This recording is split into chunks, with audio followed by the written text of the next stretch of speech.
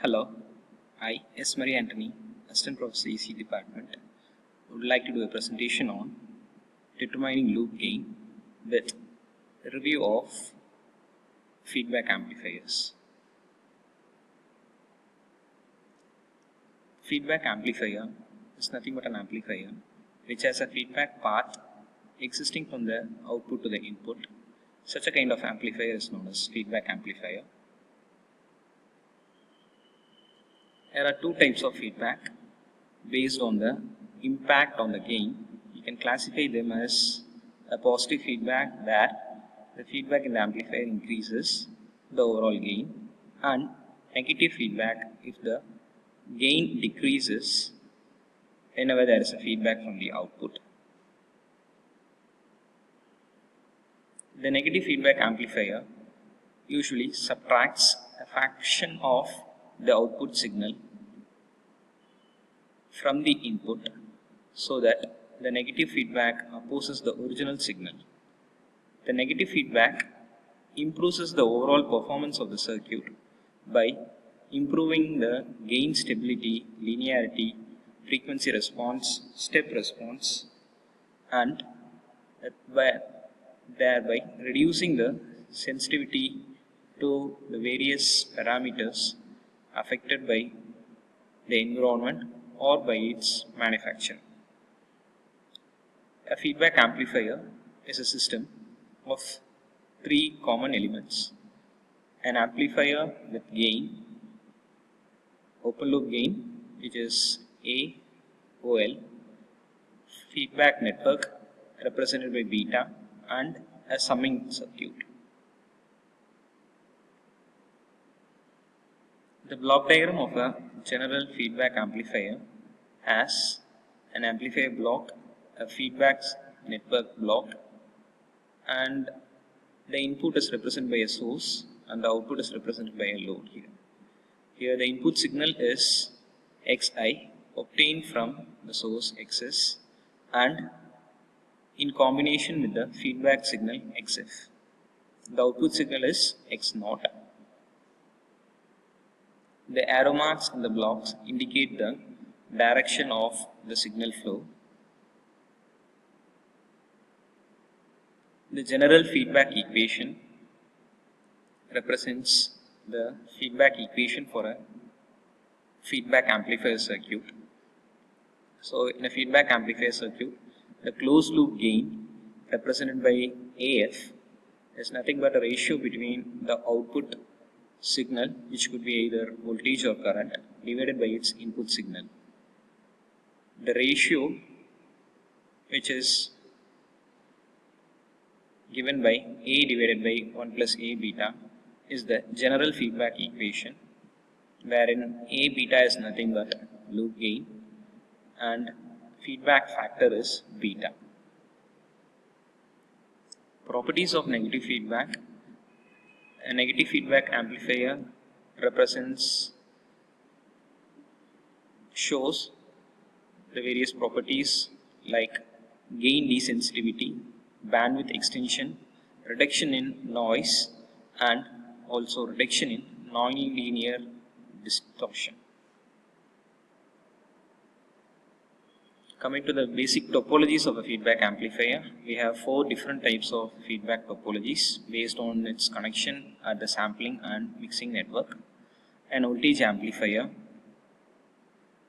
or a series shunt feedback, current amplifier, shunt series feedback, transconductance amplifier, which is a series feedback amplifier, and transresistance amplifier, which is a shunt feedback amplifier. Let us consider the block diagram for these topologies. In a series shunt feedback topology, wherein the sampling is done by means of voltage, hence it is a voltage sampling, and the mixing at the input of the feedback with the input signal is again voltage. Such a kind of feedback topology is known as series shunt feedback.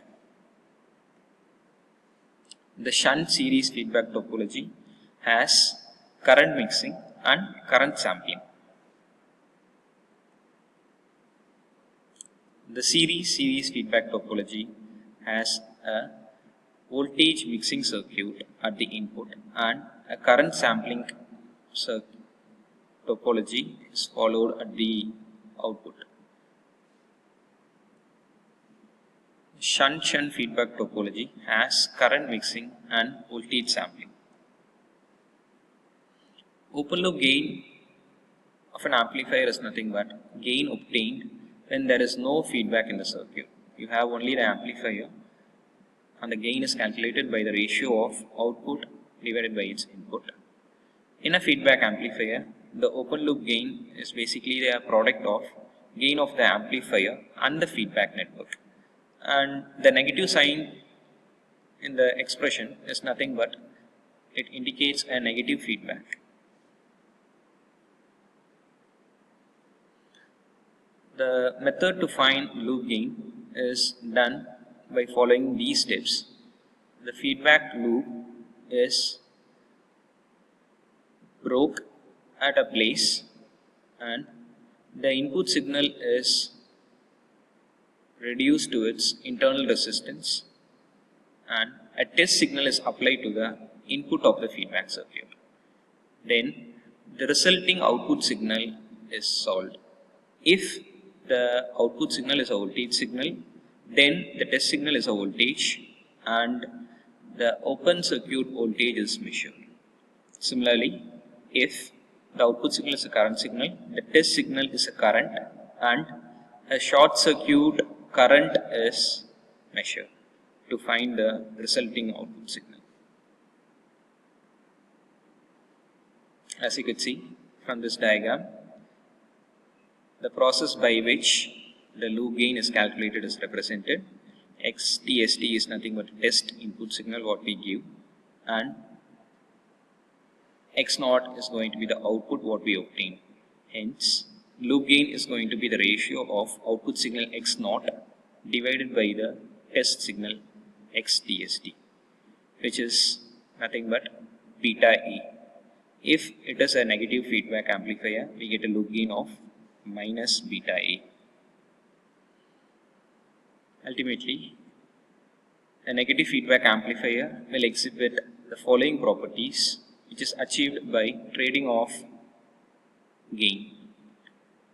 The properties are desensitized gain, where the gain becomes less sensitive to circuit component variations. And again, we have reduced nonlinear distortion, where the output is proportional to input and it is constant gain independent of the signal level. The reduced noise is again an advantage of having a negative feedback. We have input and output impedances which can be controlled by applying appropriate feedback topologies. And negative feedback amplifier is also used to obtain an improved bandwidth of a particular amplifier. I hope this presentation was helpful